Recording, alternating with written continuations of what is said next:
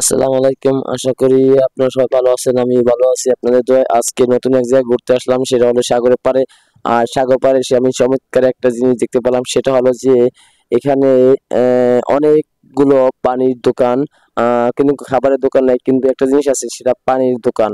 আর এই পানির দোকানটা সবাই এখান থেকে পানি কিনে কিনে খাচ্ছে। আর এই দোকানগুলো মার্কেটে এবং আপনার যে জায়গায় যে আশেপাশে অনেক জায়গায় এই পানির দোকানগুলো দেখা পাওয়া যায়।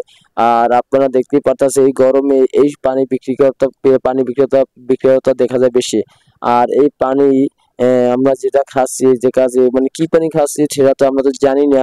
আর পানি পিপাসা থাকলে আমরা পানিটা খেয়ে ফেলি।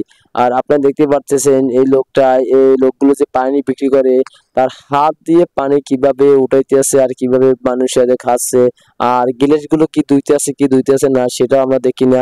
আমরা আসেই বলি যে ভাই এক গ্লাস পানি দেন। আমাদের খেয়াল করতেছি না যে ভাই গ্লাসটা ধুইছে কিনা ধুই নাই। আর পানিটা আমরা নিয়েই খেয়ে ফেলি।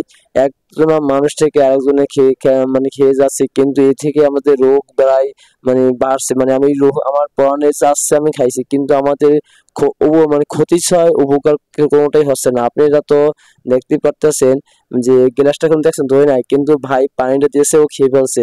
কিন্তু তো ও পানি পিপাসা লাগছে যে ও ধোয়ার চিন্তা করে না, ওদের খাবার চিন্তাটাই আগে করছে।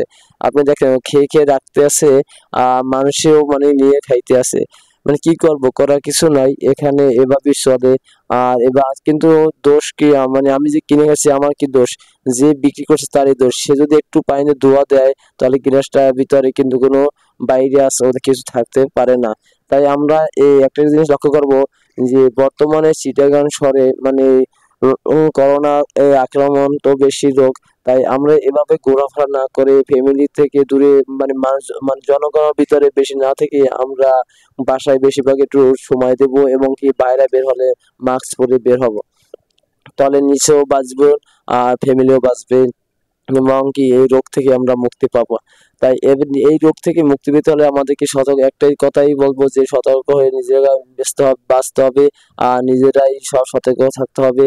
আর আমার ভিডিও মাঝে যে কথা বলতে ভুল হয়ে থাকে আমার ক্ষমা দৃষ্টি দেখবেন। আর যে এই ভিডিওটা একটু সবাই শেয়ার করে দিবেন। যে প্রচুর গরমের ভিতরে মানুষ দেখা যায় অনেক সময় রাস্তাঘাটে মানে টাকা থাকে না, কিন্তু এক গ্লাস পানি খাওয়ার জন্য অনেক আহ, ব্যর্থতা হয়ে যায়, পরনটা ছটফট করে, কিন্তু আমরা এক গ্লাস পানি কিন্তু মানুষকে খাওয়াইতে পারি না। এটা দুর্ভাগ্যতা। আপনারা যদি আপনার পাশে যদি আপনি এক গ্লাস পানি খান, তো আশেপাশে দেখবেন কেউ যদি কোনো মানুষ আপনার দিকে তাকাই থাকে, বুঝবেন তার পকেটে টাকা নাই, তার কিন্তু আপনার কাছে এক গ্লাস পানি খাওয়ার জন্য সে বিনোদন ভাবে অনুরোধ করছে, কিন্তু আমরা কিন্তু বুঝতে পারি না। আর দেখতে পাচ্ছেন পানিগুলো কি অবস্থা।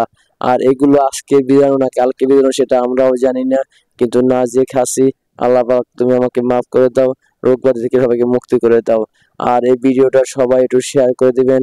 আর সবাই যেন দেখতে পারে যে গরমের ভিতর মানুষ কি হাহাকার ভাবে পানির জন্য ছটপট করছে। আর পানি কিনে টাকা থেকে চাচ্ছে না, কিন্তু পানিগুলো কিনে কিনে খাচ্ছে। আমরা সবাই একটু সবাইকে সাহায্য করার জন্য চেষ্টা করব। আর সবাই গরম থেকে আমরা দূরে রাখবো। আর এই গরমের ভিতরে গরম থেকে এসে আমরা একটু বিশ্রাম করে তার জন্য ঠান্ডা পানি আমরা সবাই পান করি। কেন গরম থেকে এসে ঠান্ডা পানি পান করলে অনেক সময় দেখছে হিট রোগে আক্রমণ করে এবং কি হার্ট অ্যাটাক করে। তাই আমরা নিজেরা একটু কেয়ার করে চলবো। আল্লাহ হাফেজ।